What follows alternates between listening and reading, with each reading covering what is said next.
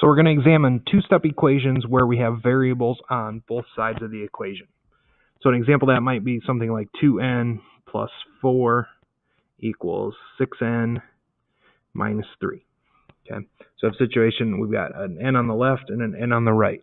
Okay, so again, our rule has always been we want to get it down to a two-step equation, right? To do that, we have to move one of the variables or cancel one of the variables out from one of the sides so that we only have the variable on one side. Okay, so with this first one, we've got a couple of options. I could get rid of the 2n, or I could get rid of the 6n. So we'll examine both and kind of maybe talk about which one might be better to do. Okay, so typically in the past with our two-step equation, right, when we deal with a variable, when we've been dividing by 2 like that, we see 2 times n, and we think we divide by 2. Well, if I do that now, right, 2 divided by 2 only turns it into 1n. So that doesn't really do us any good because we haven't gotten rid of it. We've just turned it down to 1n. And then if I divide that by 2, I have to divide everything by 2. So what we're going to do here is instead of using division, okay, because I want to zero it out, I don't want to turn it into 1n, what I'm going to do is I'm going to subtract. Okay, 2n minus 2n is 0. Okay, it zeroes that out. And because I subtracted 2n on the left, I'm going to subtract 2n on the right. Okay, so let's, again, our rule is after we do a step, let's rewrite. So I've got 4 here. 6n minus 2n is 4n, and minus 3. So now we're at our two-step equation, right? Now we can go plus 3 to get 7 equals 4n, and then divide by 4. And then we're just going to leave our answer as a fraction. 7/4 is equal to n. Okay. So again, we're trying to completely get rid of the variable from one side. So we don't use division. We're not trying to turn it into 1n. We're trying to zero it out. So 2n minus 2n gets us 0 in this case. Since I subtract 2n from left, I have to do it from the right. Now, let's say instead we decided that we want to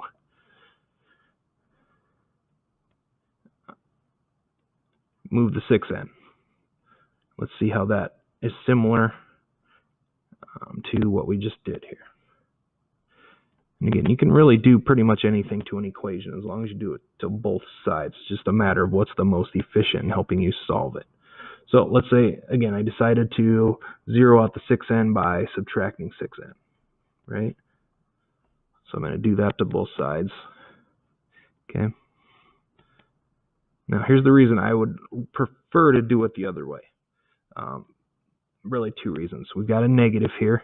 And again, anytime we deal with a negative, it just increases the chances of you making a mistake. Sometimes you can't avoid it, but if we can avoid negatives, it's just an area that students, as I've worked, students have really, if there's a mistake, it usually occurs at that step. So the other part, and this is probably happens more often than missing or dealing with the negative in front of the 4n, is that, right? I'll see students see a 3 and they'll just drop down the 3 to get the minus sign, right? We've got to drop that down and make that negative. So that's the other one that causes some issues sometimes. Now, if you do all that and recognize all that, you can still go through and solve it, and you'll see, right, if I zero out the 4, okay, again, we got to remember to drop the negative down, and sometimes we forget to do that. And then we've got to divide a negative and a negative, and we got to remember to cancel those out. So we still get the same answer. It's just the likelihood of you making a mistake as you increase the number of negatives goes up. So whenever you're working on multi-step equations, especially like right now, we're trying to get rid of variables from one side. If you can avoid negatives, try and do that, just because the chances of you making a mistake goes up the more negatives we work with. So you can get the answer either way, but kind of think about that as you're working through your problems. Let's get one more example. So this one, let's go 2n equals negative 5n minus 6. All right. So notice on this one on the left side, we only have a 2n, right? So again, I'll kind of go over a way I sometimes see students do this and talk about maybe why it's not the best technique. So so sometimes I'll see students go, okay, I got to get rid of the 2n, because we get used to moving things from the left over to the right. And we go minus 2n, which you can do, But what ends up happening, those zero out. So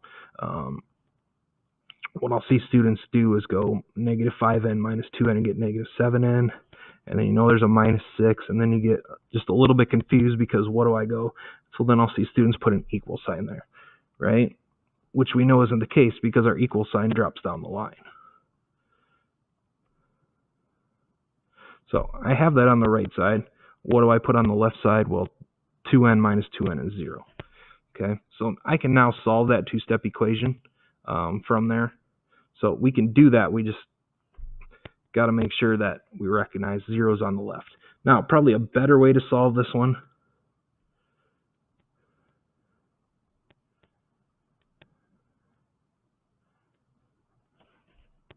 is to, instead of moving the 2n from the left to the right, let's move the 5n from the right to the left. So it's a negative. So to zero that out, negative 5, I've got to add 5n to both sides. So that zeroes out.